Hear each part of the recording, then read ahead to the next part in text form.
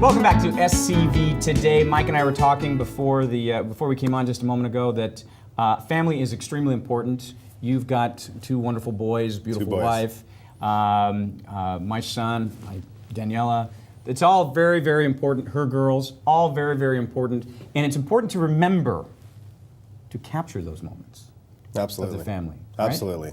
Yeah, Santa Clarita is all about family. Very few people, I think, spend the time and the money and the effort to capture those moments. That's why when I heard at the crack of dawn Yoti was going to be joining us today, I was like, fantastic. He's my guy.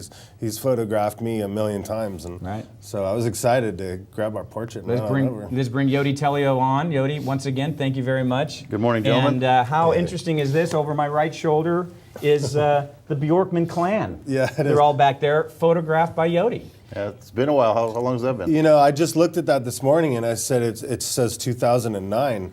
And I remember you telling us, man, it goes by so fast. You're going to be back here before you know it. And after pulling this down off the wall and trying to blow the dust off of it this morning, it's absolutely crucial that my family goes and does another one of those. Right. Because now it's, not only is it Christmas card time again, but that doesn't look like us. They change. Yeah, they change. Our boys are, it would look like three of me there now. Yeah, and yeah. so I just, I'm astonished by your work. And I'd love to hear more about this National Family Portrait Month. I think that's pretty interesting. Is that a Hallmark started thing? Is it a Yoti started thing? No.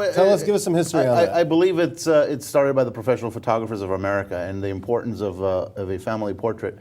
A lot of people don't realize the main reason that they're photographing. The main reason they're photographing is for themselves and for their children, but for generations that are not yet born. Have you folks? That's a great point. Right, yeah. I never would have thought of that. Have you guys, were you fortunate enough to see some images of your parents as children? Well, my parents, photography was yet born before my parents came along. My parents are older than I am. But you don't have any images of your parents as non-adults? I'd have, you know what? Mom, give me a call. Mom's watching right now in Kansas City. Let me know. I cannot remember specifically. My dad was born in 1923. My mom was born in 1925. And my dad grew up on a farm in Iowa.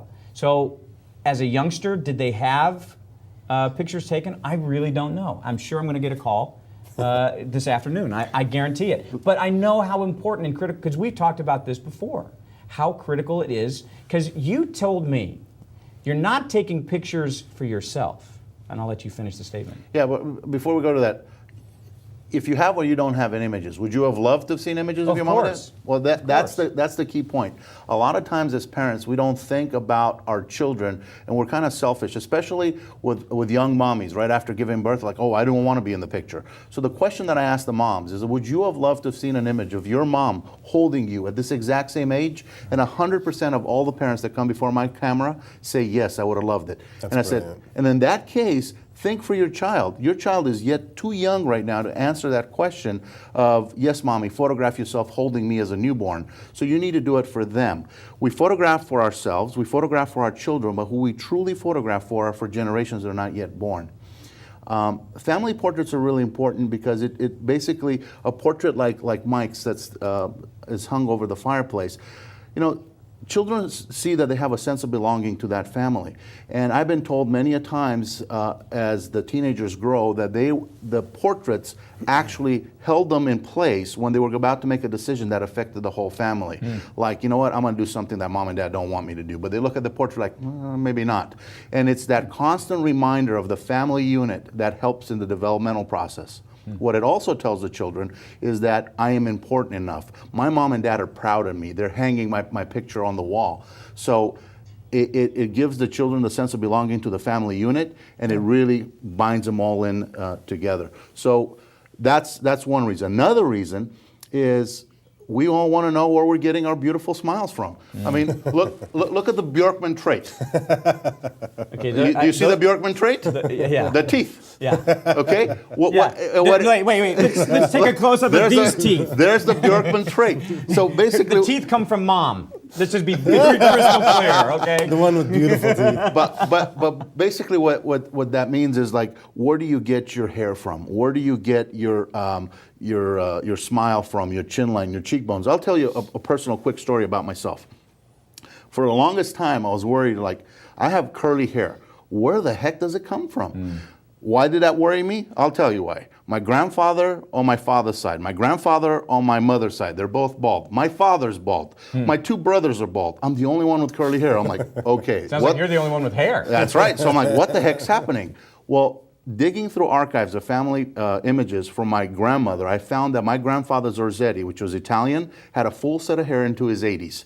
So that to me put me at peace. I'm like, yeah, that's where I get my hair. So I'll take the curly hair. I'll take the curly hair. Thank you, grandfather. Thank you, grandfather. So that's the importance. It allows the people to see the evolution, and it also pays homage to past generations to see where we're coming from, and then take that as a baton to a future generation. See, every single one of us within our hearts yearns not to be 3 generations from obscurity. What does that mean? We don't want to be forgotten. Most of us cannot think past 3 generations. But you know what? Those people had led lives just like you and I do today.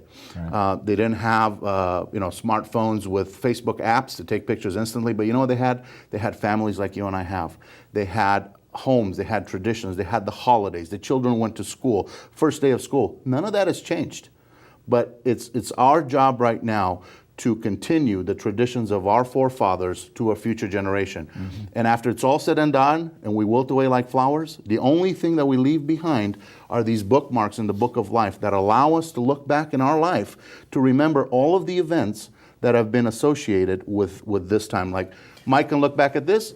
It's only been so 3 can his years. boys. Yeah, His boys it's only can- been 3 years, and I look and I go, thank God I did that, because that's captured, a really good time in our family's life, and just the boys were cute. Now they're so much older and stinkier. So Yeah, I was gonna say you had a couple of good choice words. Stinky was one of them before. Well, it's teenage boys, but it makes me now, and I look and thank my wife for forcing. I remember I'm going, oh my God, I'm a family portrait, But now I'm just ecstatic. So I'll be the one forcing the next one. And a lot of us business owners that need to get headshots.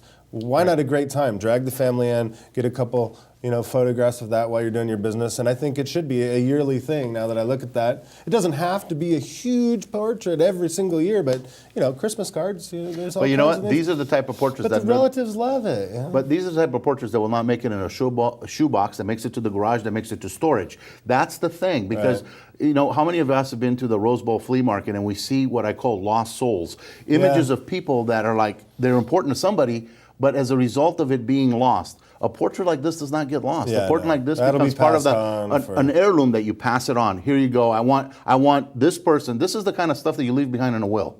I want so forth to have the family portrait. Right. So thanks, crew, for not dropping that. Handle that with care. And one last point, and I want to, because this is something else that you had mentioned. A lot of us, when we're taking pictures, like you talked about, the 6-month-old, the infant, taking pictures of the little one. The thing that I always did is I was the one taking all the pictures.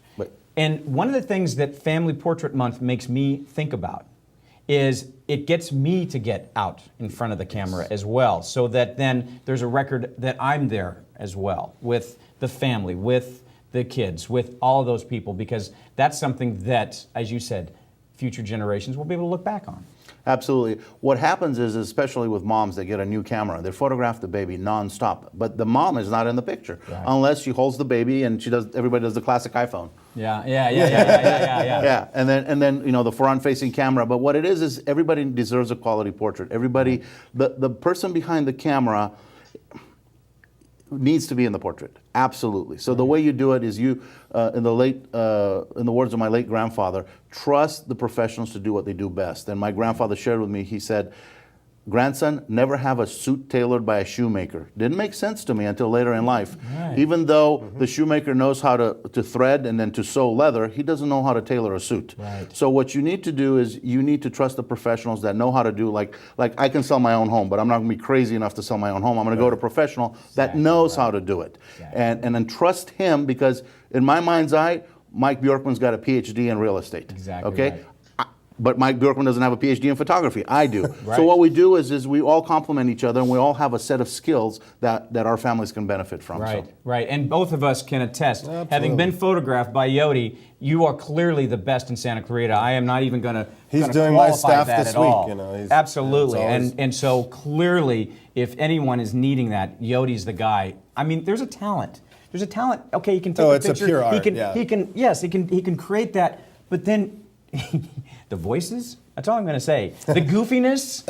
He'll get you to have a facial expression and capture that moment that you would never have been able to do. Oh, I know. And another thing that I just want to add is, in your family portraits, include your dogs, include your pets, because they yeah. become part of who we are. They're part of our family. Every single one of us can relate to a pet that we had as a child. You know what? And the pets are just as important to your children. These are the family pets. I mean, there's a reason that they ask, what was the name of your first pet as a password Yeah, reminder? I was going to bring that up. Yeah, Isn't that amazing? that's why. Right. Because that first pet that we had is so important. So include your dogs, include your cats. Yeah. And you know what? And that's that? your whole family. Yeah. And you So have my a lot wife's of- going to be dragging all of us. I can already see it now. Yoti even said so. Exactly. You know, one of the things No, I want to she's point right. out also about Yoti is he's a fantastic community partner.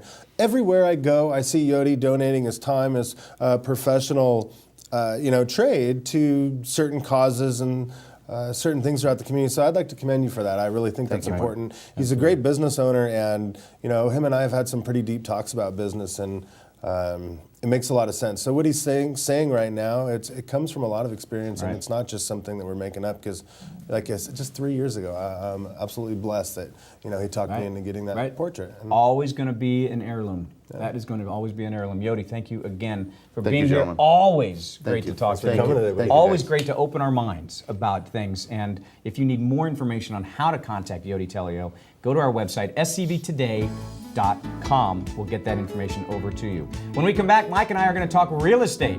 Actually, I'll ask some questions. Mike will answer those questions because sounds good. he's got the Looking PhD in forward to that. it. I got the PhD in being an idiot. So stay tuned.